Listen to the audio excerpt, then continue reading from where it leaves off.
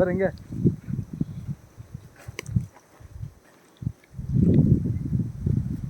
तो किले सर अभी और 2 पत्थर भरे तब बसना बोला। हजरात, अभी कर्नाटक ज़िला गुलबर्गा का एक तालुका अफजलपुर है और अफजलपुर के ताबे में ये चौड़ापुर है। और यहाँ के जंगल में आना हुआ मैं और मुफ्ती ग़ुलाम जलानी साहब किबला के साथ। अल्हम्दुलिल्लाह अचानक एक ऐसे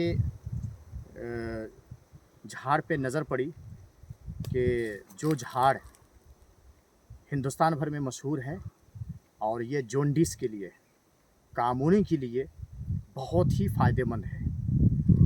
ऐसे बहुत सारे जड़ी बूटियाँ और घास पौधे हैं जो हमारी ज़िंदगी में बहुत सारी बीमारियों में काम आते हैं। और आज मैं तमाम नाज़रीन को ये खुशखबरी देना चाहता हूँ कि मेरे पास सर का जैसा भी दर्द हो और दांत में जैसी भी दर्द हो, जितने भी ख़तरनाक दर्द हो, और कामुनी के साथ साथ यानी कि जॉन्डिस जिसे पीलिया कहा जाता है, उसके साथ साथ बवासीर की जैसी भी ख़तरनाक मर्ज हो, खूनी हो या बादी, उसका हमारे पास मुकम्मल इलाज किया जाता है।